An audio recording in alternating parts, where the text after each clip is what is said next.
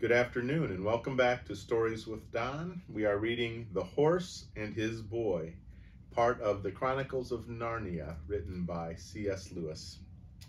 And today we are on chapter 4, and it is entitled Shasta Falls In with the Narnians. At first, Shasta could see nothing in the valley below him but a sea of mist with a few domes and pinnacles rising from it. But as the light increased and the mist cleared away, he saw more and more. A broad river divided itself into two streams, and on the island between them stood the city of Tashbaan, one of the wonders of the world. Round the very edge of the island, so that the water lapped against the stone, ran high walls strengthened with so many towers that he soon gave up trying to count them. Inside the walls, the island rose in a hill, and every bit of that hill, up to the Tisrock's palace and the great temple of Tash at the top, was completely covered with buildings, terrace above terrace, street above street, zigzag roads or huge flights of steps bordered with orange trees and lemon trees, roof gardens, balconies, deep archways, pillared colonnades, spires, battlements, minarets, pinnacles. And when at last the sun rose out of the sea and the great silver-plated dome of the temple flashed back its light, he was almost dazzled. Here's a small picture of the city.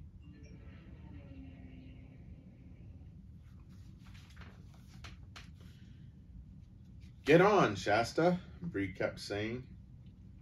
The river banks on either side of the valley were such a mass of gardens that they looked at first like a forest until you got closer and saw the white walls of innumerable houses peeping out from beneath the trees. Soon after that, Shasta noticed a delicious smell of flowers and fruit. About 15 minutes later, they were down among them, plodding on a level road with white walls on each side and trees bending over the walls. "I say," said Shasta in an awed voice, "this is a wonderful place." "I dare say," said Bree, "but I wish we were safely through it and out on the other side, Narnia and the North." At that moment, a low throbbing noise began, which gradually swelled louder and louder till the whole valley seemed to be swaying with it. It was a musical noise, but so strong and solemn as to be a little frightening. "That's the horns blowing for the city gates to be opened," said Bree. "We shall be there in a minute. Now, Aravis, do droop your shoulders a bit and step heavier and try to look less like a princess. Try to imagine you've been kicked and cuffed and called names all your life." "If it comes to that," said Avarice, "how about you drooping your head a bit more and arching your neck a bit less and trying to look less like a warhorse?" "Hush," said Bree, "here we are." And they were. They had come to the river's edge, and the road ahead of them ran along a many-arched bridge. The water danced brightly in the early sunlight. Away to their right, nearer the river's mouth, they caught a glimpse of ships' masts. Several other travelers were before them on the bridge, mostly peasants driving laden donkeys and mules or carrying baskets on their heads. The children and horses joined the crowd. "Is anything wrong?" whispered Shasta to Aravis, who had an odd look on her face. "Oh, it's all very well for you," whispered Aravis rather savagely. "What would you care about Tashbaan? But I ought to be riding in on a litter with soldiers before me and slaves behind, and perhaps going to a feast in the Tisrock's palace, may he live forever, not sneaking in like this. It's different for you." Shasta thought this all very silly. At the far end of the bridge, the walls of the city towered high above them, and the brazen gate stood open in the gateway, which was really wide, but looked narrow because it was so very high. Half a dozen soldiers, leaning on their spears, stood on each side. Aravis couldn't help thinking, they'd all jump to attention and salute me if they knew whose daughter I am. But the others were only thinking of how they'd get through and hoping the soldiers would not ask any questions. Fortunately, they did not. But one of them picked a carrot out of a peasant's basket and threw it at Shasta with a rough laugh, saying, "Hey, horse boy, you'll catch it if your master finds you've been using his saddle horse for pack work." This frightened him badly, for of course it showed that no one who knew anything about horses could mistake Bree for anything but a charger. "It's my master's order, so there," said Shasta. But it would have been better if he had held his tongue, for the soldier gave him a box on the side of his face that nearly knocked him down and said, "Take that, you young filth, to teach you how to talk to freemen." But they all slunk into the city without being stopped. Shasta cried only a very little. He was used to hard knocks. Inside the gates, Tashbaan did not at first seem so splendid as it had looked from a distance. The first street was narrow, and there was hardly any windows in the walls on each side. It was much more crowded than Shasta had expected. Crowded partly by the peasants, on their way to market, who had come in with them, but also with water sellers, sweetmeat sellers, porters, soldiers, beggars, ragged children, hens, stray dogs, and barefooted slaves. What you would chiefly have noticed if you had been there was the smells, which came from the unwashed people, unwashed dogs, scent, garlic, onions, and the piles of refuse which lay everywhere. Shasta was pretending to lead, but it was really Bree who knew the way and kept guiding him by little nudges with his nose. They soon turned to the left and began going up a steep hill. It was much fresher and pleasanter, for the road was bordered by trees, and there were houses only on the right side. On the other, they looked out over the roofs of houses in the lower town and could see some way up the river. Then they went round a hairpin bend to their right and continued rising. They were zigzagging up to the center of Tashbaan. Soon they came to finer streets. Great statues of the gods and heroes of Calormen, who are mostly impressive rather than agreeable to look at, rose on shining pedestals. Palm trees and pillared arcades cast shadows over the burning pavements, and through the arched gateways of many a palace, Shasta caught sight of green branches, cool fountains, and smooth lawns.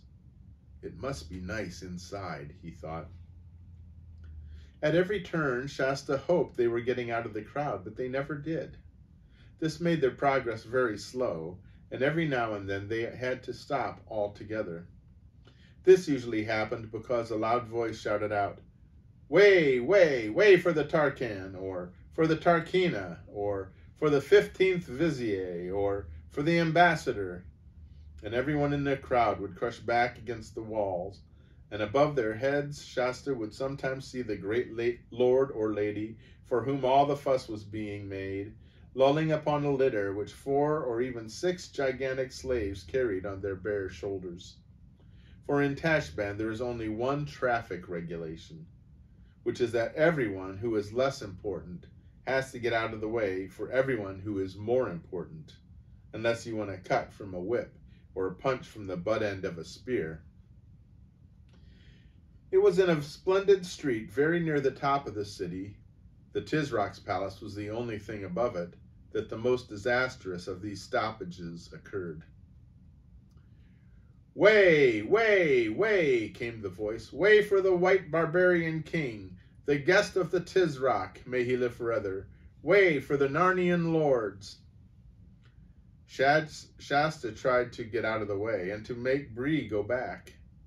But no horse, not even a talking horse from Narnia, backs easily. And a woman with a very edgy basket in her hands, who was just behind Shasta, pushed the basket hard against his shoulders, and said, "Now then, who are you shoving?" And then someone else jostled him from the side, and in the confusion of the moment he lost hold of Bree. And then the whole crowd behind him became so stiffened and packed tight that he couldn't move at all. So he found himself unintentionally in the first row and had a fine sight of the party that was coming down the street. It was quite unlike any other party they had seen that day. The crier who went before it shouting, "Way, way," was the only Calormene in it, and there was no litter. Everyone was on foot. There were about half a dozen men, and Shasta had never seen anyone like them before. For one thing, they were all as fair-skinned as himself, and most of them had fair hair. And they were not dressed like men of Calormen. Most of them had legs bare to the knee. Their tunics were of fine, bright, hardy colors, woodland green or gay yellow or fresh blue.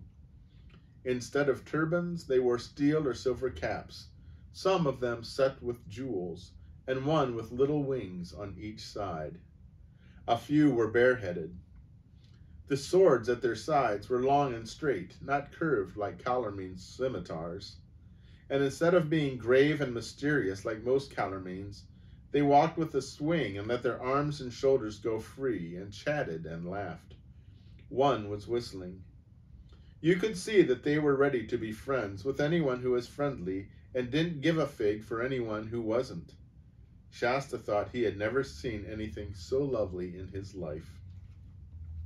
But there was not time to enjoy it, for at once a really dreadful thing happened. The leader of the fair-haired men suddenly pointed at Shasta, cried out, "There he is! There's our runaway!" and seized him by the shoulder. Next moment he gave Shasta a smack.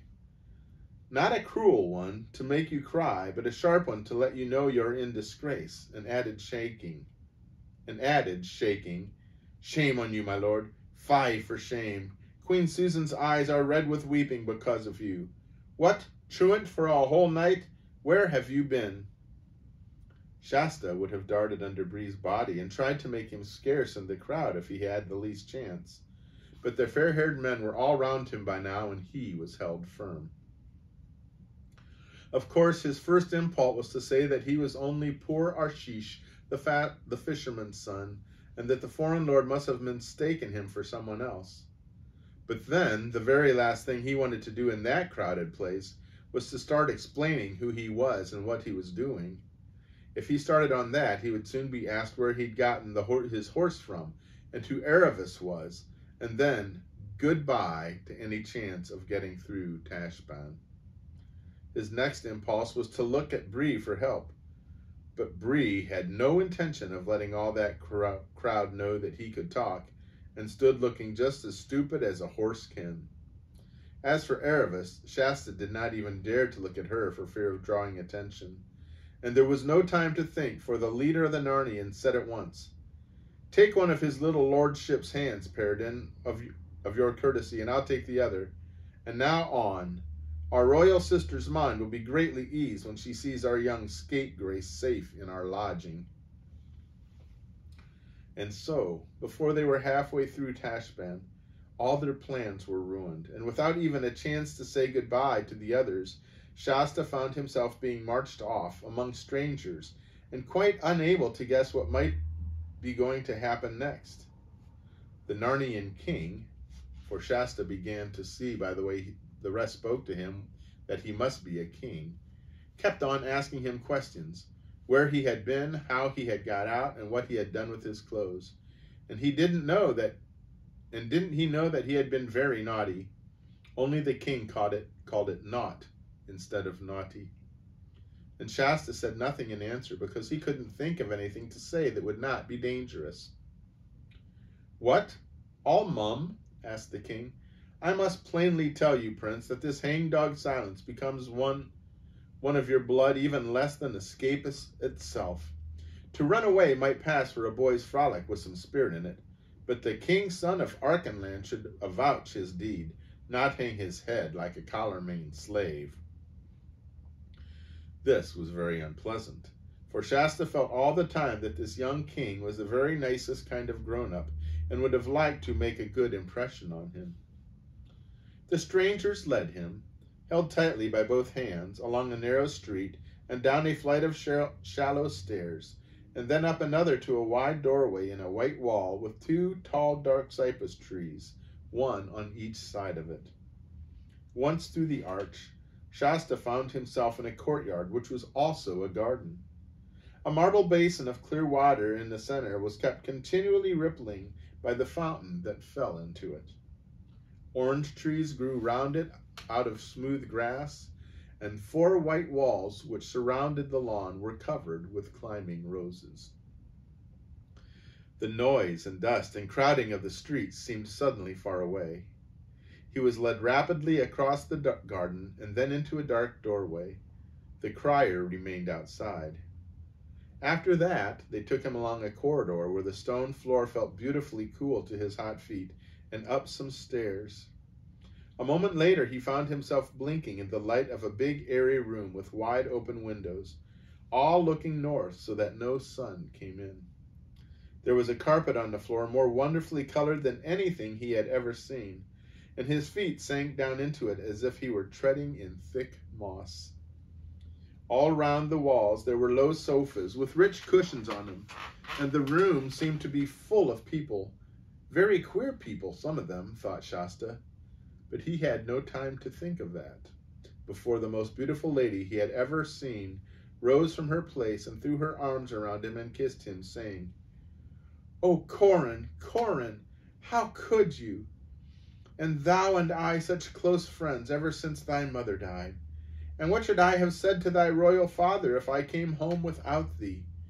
Would have been a cause almost of war between Archenland and Narnia, which our friends time out of mind. It was naught, playmate, very naught of thee to use us so."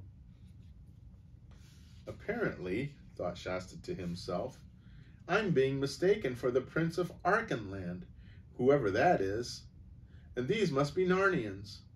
I wonder where the real Corin is. But these thoughts did not help him say anything out loud. Where hast been, Corin?" said the lady, her hand still on Shasta's shoulders. I don't know," stammered Shasta. "There it is, Susan," said the king. "I could get no tale out of him, true or false."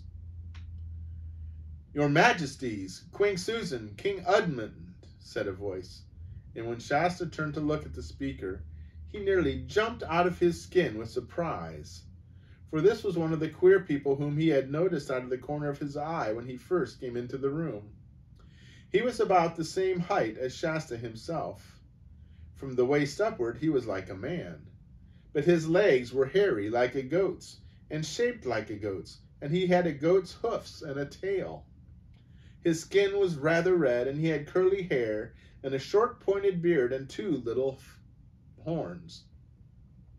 He was, in fact, a faun, which is a creature Shasta had never seen a picture of, or even heard of. And if you've read the book called The Lion, the Witch, and the Wardrobe, you may like to know that this was the very same faun, Timnis by name, whom Queen Susan's sister, Lucy, had met on the very first day when she found her way into Narnia. But he was a good deal older now, for by this time Peter and Susan and Edmund and Lucy had been kings and queens of Narnia for several years. "Your Majesties," he was saying, "His little Highness has had a touch of the sun. Look at him. He is dazed. He does not know where he is." This book's falling apart. Here's a small picture.